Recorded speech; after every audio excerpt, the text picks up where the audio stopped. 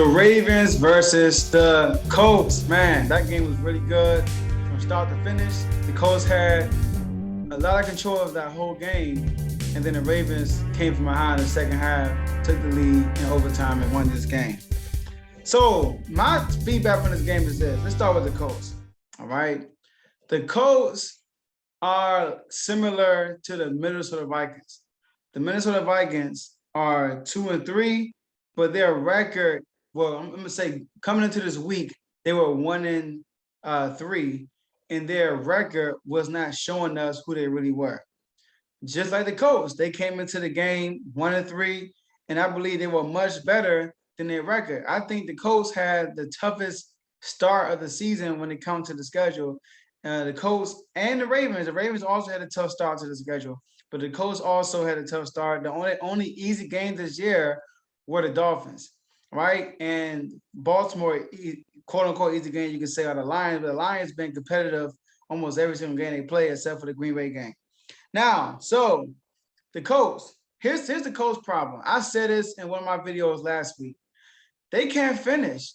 They can't score in the red zone. They eat up a chunk of the time. They have these good drives, but they can't close the deal. When I look at these numbers, the Colts are 30th in red zone TD percentages.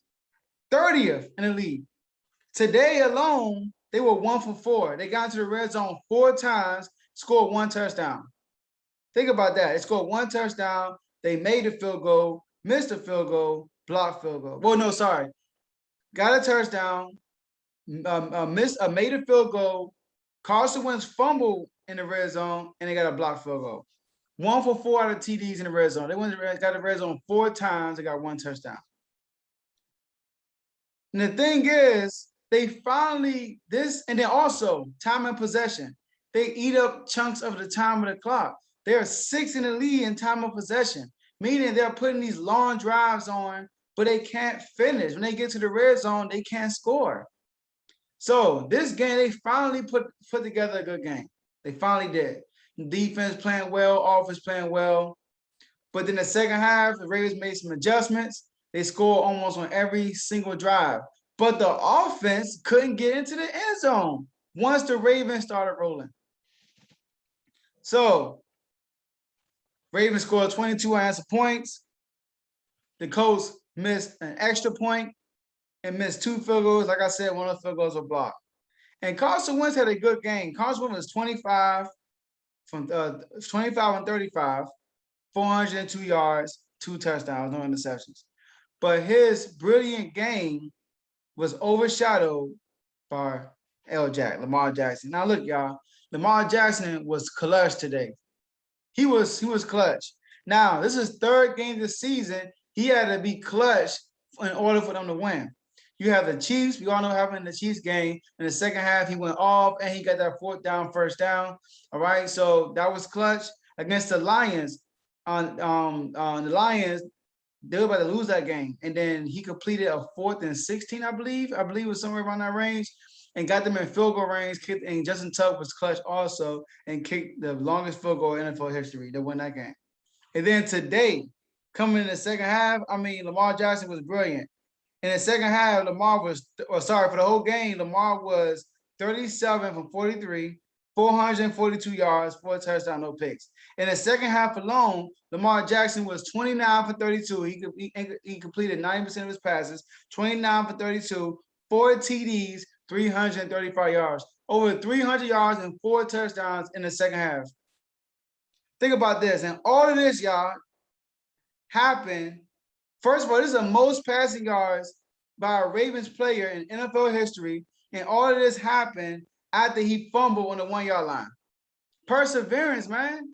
After he fumbled on the 1-yard line. And also he slipped on a couple of plays when he could have broke off for a good run. So perseverance. And all of this, y'all, is without Sammy Watkins, receiver, Rashad Bateman, receiver, Ronnie Stanley, lineman, Ben Cleveland, lineman, Tyree Phillips, lineman, and Nick Boyle, tight end. He doing all of this without that, and all those people I just named, they're coming back this year. I'm telling you, he's overperforming. It's MVP caliber performance. And also, don't forget about Dobbins and Edwards. They supposed to be playing too, but they both had season-ending injuries. So people say that Lamar can't throw the ball. He's a running back. Okay, let's talk about that. So Lamar Jackson right now is 6th in passing yards in the league right now. He's beating guys like your favorite quarterback, Patrick Mahomes, Dak Prescott, and Josh Allen. He has more passing yards than all three of them. He's also 8th in rushing. That's including running backs, right? He's ahead of people like Aaron Jones, Kareem Hunt, and Najee Harris. So not only he's top 10 in passing yards, he's top 10 in rushing yards also. And he's doing this when his team are missing a lot of offensive and defensive weapons, like key pieces. They're 4-1. Their only loss on the opening night of Monday night, and they barely lost that game. So the Ravens, man, they're doing what it takes. They're finding a way to win, and L. Jack is playing at an MVP level. Now, look, I know people are probably going to put Tom Brady in front of him, Kyler Murray in front of him, maybe Josh Allen in front of him. But when it comes to MVP, you got to look at the whole situation. All right. Number one, look at the numbers. Like I just told you guys, Lamar Jackson is top 10 in passing. He's top 10 in rushing. And then you got to look at the situation, the team that's around him. Now, if you look at it, Kyler Murray, Tom Brady, and Josh Allen, they both have the better team surrounded by Lamar Jackson. And so Lamar, and then also was probably hurting Lamar Jackson, was helping his situation. He's been more clutch in his situations versus the other three. Now, granted, the other three, most of the games, especially Josh Allen and Tom Brady, most of their wins comes through like a blowout. You know, Tom Brady against the Patriots. I would say he was clutch, but he wasn't clutch like Lamar. Like he didn't win them that game. The Patriots kind of lost that game. And then you look at the Cowboys. Tom Brady won that game against the Cowboys.